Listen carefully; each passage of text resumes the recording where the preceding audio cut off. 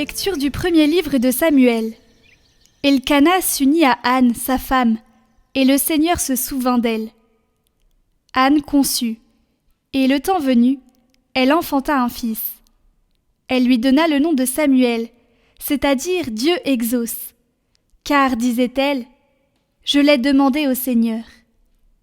Elkana, son mari, monta au sanctuaire avec toute sa famille pour offrir au Seigneur le sacrifice annuel et s'acquitter du vœu pour la naissance de l'enfant. Mais Anne n'y monta pas. Elle dit à son mari : « Quand l'enfant sera sevré, je l'emmènerai. Il sera présenté au Seigneur et il restera là pour toujours. » Lorsque Samuel fut sevré, Anne, sa mère, le conduisit à la maison du Seigneur, à Silo. L'enfant était encore tout jeune. Anne avait pris avec elle un taureau de 3 ans, un sac de farine et une outre de vin. Elle offrit le taureau en sacrifice et on amena l'enfant au prêtre Élie.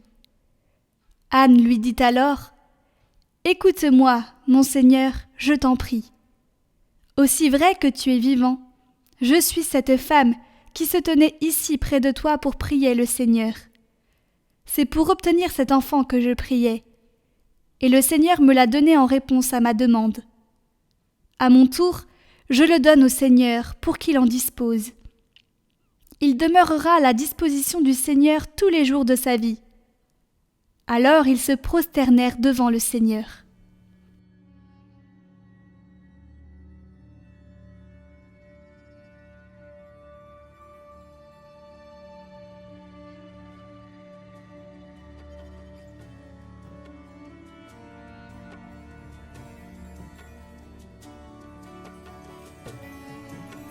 Heureux les habitants de ta maison, Seigneur.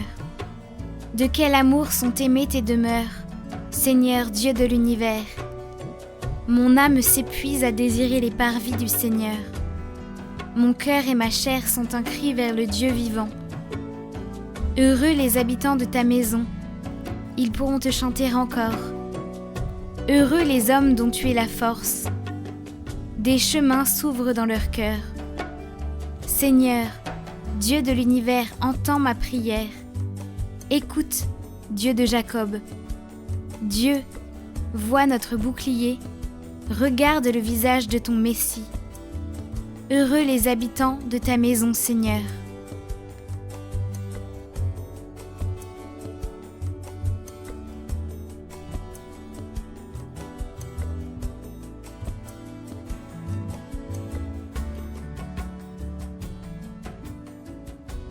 Lecture de la première lettre de Saint Jean. Bien-aimés, voyez quel grand amour nous a donné le Père pour que nous soyons appelés enfants de Dieu, et nous le sommes. Voici pourquoi le monde ne nous connaît pas, c'est qu'il n'a pas connu Dieu.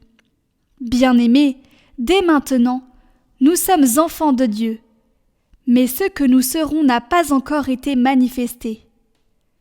Nous le savons.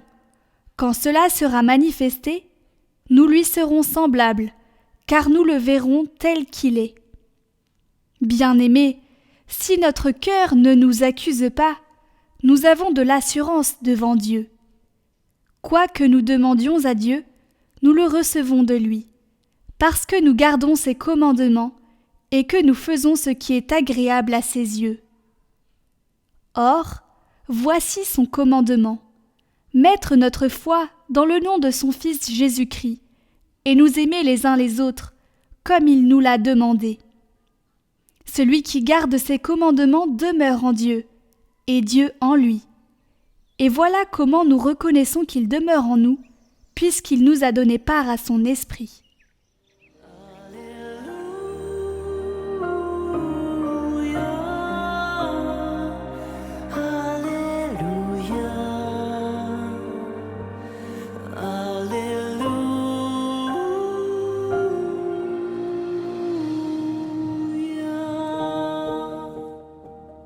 Seigneur, ouvre nos cœurs pour nous rendre attentifs aux paroles de ton Fils.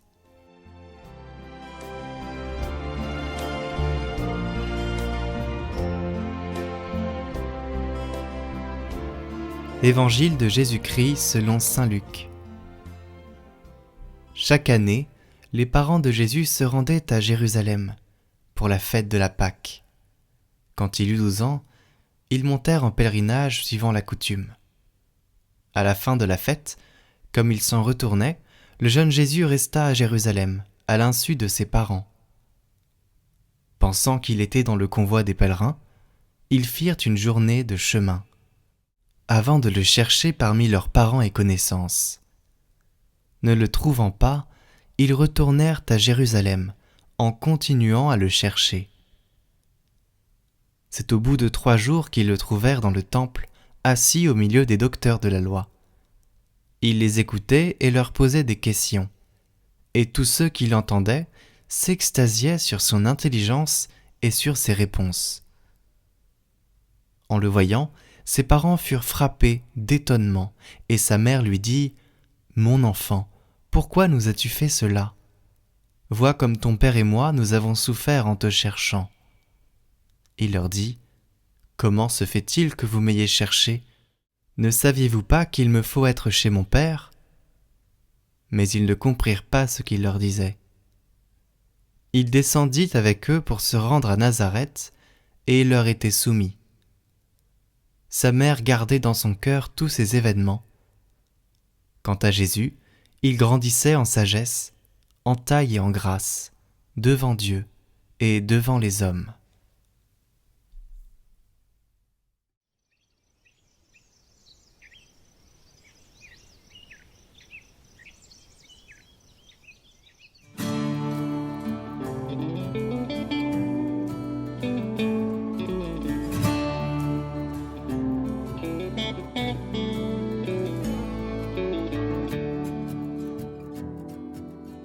Alléluia, c'est Noël, Dieu est là parmi nous. Chers amis, fête de la Sainte Famille de Jésus ou fête de la sainteté de la famille. C'est que le mot famille n'est pas un mot comme les autres. Il fait vibrer en nous les fibres les plus sensibles.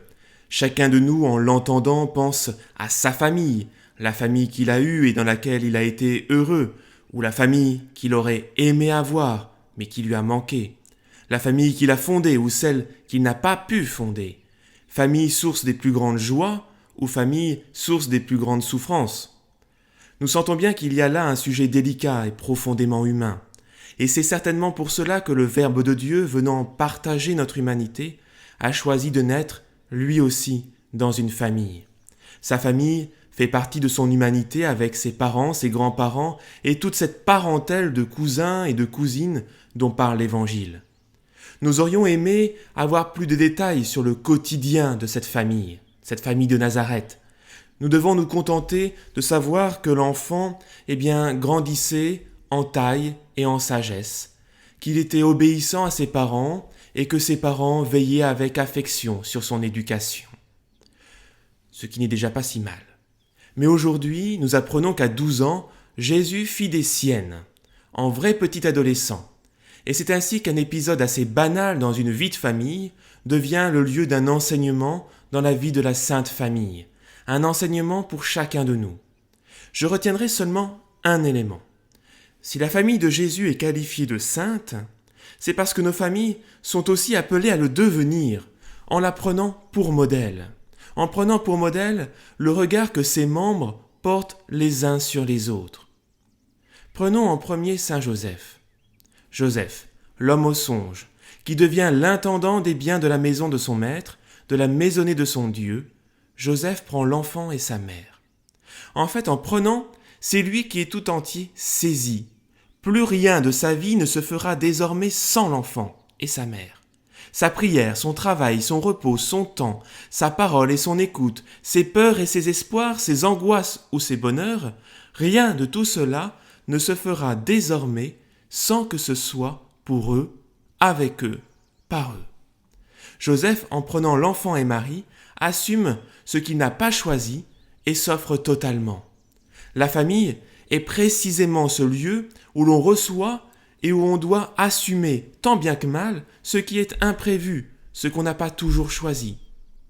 La maladie d'un conjoint, l'échec scolaire d'un enfant, une naissance imprévue, les choix de vie des enfants qui ne sont pas toujours ce qu'on aurait voulu pour eux, les incompréhensions entre époux, etc. Ainsi, Saint Joseph est pour la vie familiale, il est pour chacun de nous un modèle d'abandon et de vie soumise à la providence. Prenons maintenant la Vierge Marie. Marie, elle aussi reçoit Joseph et l'enfant. Son oui au jour de l'Annonciation n'est pas l'approbation d'un plan qu'elle a compris, mais l'expression d'une disponibilité fondamentale et donc permanente. Son plus grand don, son plus grand oui, c'est son accueil permanent. Marie est ainsi un véritable modèle pour la vie familiale, car jour après jour, mois après mois, année après année, la famille doit sans cesse s'aimer, mieux s'aimer et renouveler son amour en Dieu. On n'aime pas dans l'idéal, on aime dans le quotidien de l'autre, à le recevoir tel qu'il est, avec son propre mystère, ses forces, ses limites, ses faiblesses et ses joies. Il ne s'agit pas, si je caricature un peu, au bout de 6 semaines de mariage, « Bonjour mon amour », au bout de 6 mois, « Coucou, bonne journée », et au bout de 6 ans, « Salut, il y a du courrier ». L'amour n'est pas une idée philosophique qui serait bon à être lue le jour du mariage et le jour de l'enterrement. L'amour doit se vivre au quotidien, dans l'humble quotidien à travers tous nos gestes, paroles, regards, écoutes. Marie est un exemple pour nous, parce qu'elle reçoit les événements comme elle a reçu le Verbe éternel et les laisse reposer et mûrir en son cœur. Et pour finir, prenons l'enfant Jésus. Alors difficile de voir en Jésus un modèle, lui qui est le Dieu éternel. Mais Jésus aussi reçoit Marie et Joseph. Il les reçoit de la prévenance de Dieu son Père. Et il pourrait dire d'eux, comme plus tard il le dira de ses disciples, « Ils étaient à toi, et tu me les as donnés. » Et c'est une bien étrange affaire puisqu'en les recevant, Jésus reçoit la pauvreté. Le maître de tout reçoit de n'avoir plus rien, sinon l'amour à partager avec 2 pauvres créatures. En tant qu'enfants, notre famille, nous ne l'avons pas choisie. Nous n'avons pas choisi notre père, notre mère, nos grands-parents, nos frères et sœurs, mais nous sommes invités à ressembler à Jésus en consentant aux prévenances de Dieu à notre égard, en recevant nos parents avec leur pauvreté, leur richesse, leur amour. Il ne s'agit pas d'idéaliser la famille, mais de la recevoir à l'image de Jésus. Alors, chers amis, la Sainte Famille n'est pas un modèle à imiter scrupuleusement, mais un modèle à nous rapprocher pour faire grandir nos familles. C'est bel et bien dans la vie ordinaire que nous pouvons grandir sur le chemin de la sainteté, quelle que soit notre vocation. Alors méditons sur le mystère de l'union du Fils et du Père. Recevons-nous les uns les autres comme un don de Dieu, et que la bénédiction de Dieu, Père, Fils et Saint-Esprit, descende sur vous tous et y repose à jamais. Amen.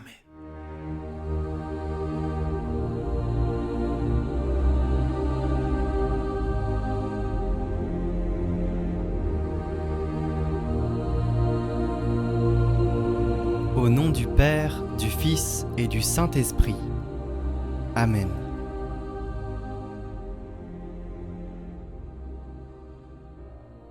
Sainte Famille de Nazareth, nous nous confions à vous parce que Dieu a choisi de venir dans une famille, et par une famille pour sauver le monde, et lui montrer son amour.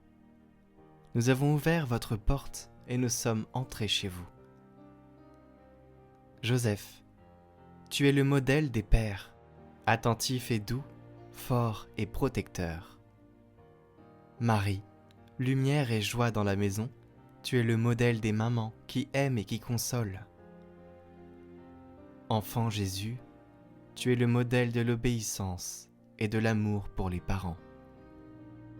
Faites que notre famille vous ressemble de plus en plus.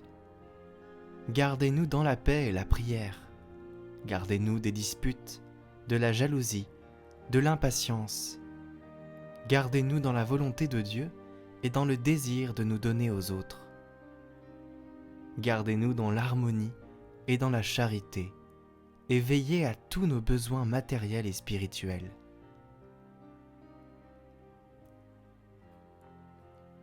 Sainte Famille de Nazareth, petite Trinité sur la terre, Jésus Dieu sur la terre, Marie épouse de l'Esprit, Joseph ombre du Père, rendez-nous semblables à vous.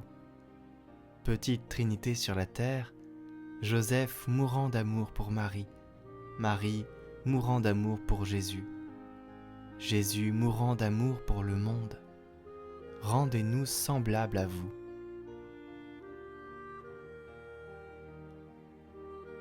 Prenons une minute de silence pour intérioriser cette petite méditation des figures de la Sainte Famille.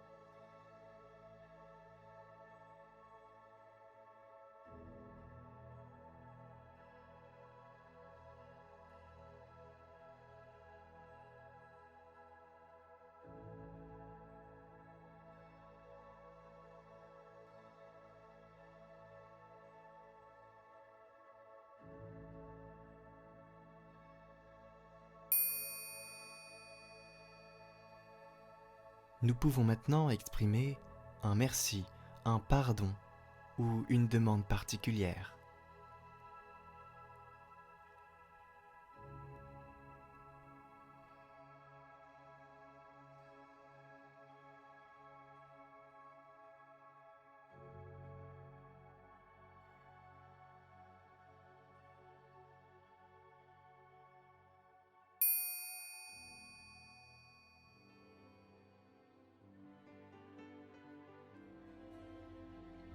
Notre Père qui es aux cieux, que votre nom soit sanctifié, que votre règne vienne, que votre volonté soit faite sur la terre comme au ciel.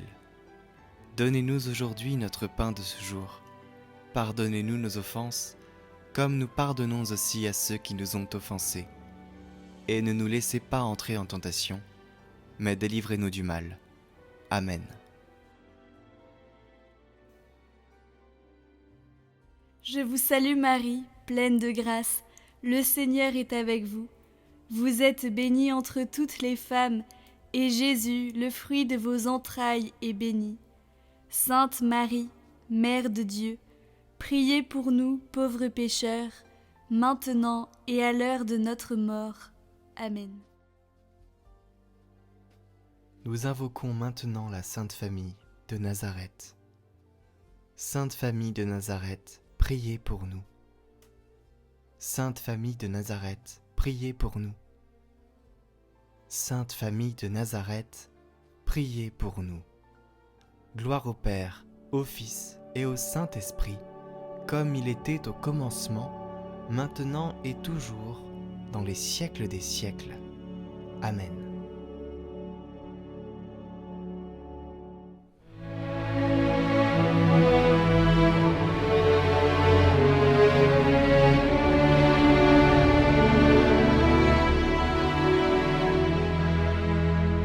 Humble gardien de la Sainte Famille, époux fidèle, Père vigilant, dans la confiance tu n'as pas craint de recevoir chez toi Marie, l'aurore du salut. Nous t'honorons, glorieux Saint Joseph, notre soutien quotidien dans le labeur. Tu as veillé sur Jésus comme un père, oh veille sur nous et conduis-nous à lui.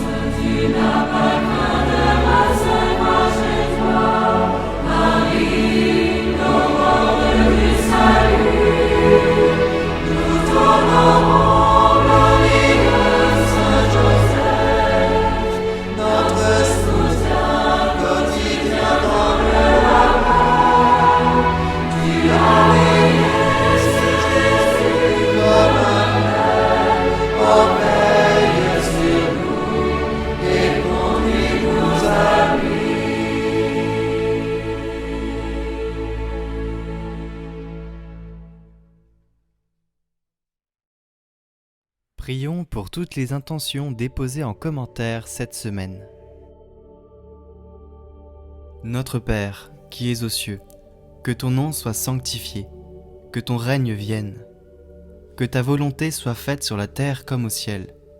Donne-nous aujourd'hui notre pain de ce jour. Pardonne-nous nos offenses, comme nous pardonnons aussi à ceux qui nous ont offensés. Et ne nous laisse pas entrer en tentation, mais délivre-nous du mal. Amen. Je vous salue Marie, pleine de grâce. Le Seigneur est avec vous. Vous êtes bénie entre toutes les femmes, et Jésus, le fruit de vos entrailles, est béni. Sainte Marie, Mère de Dieu, priez pour nous pauvres pécheurs, maintenant et à l'heure de notre mort. Amen.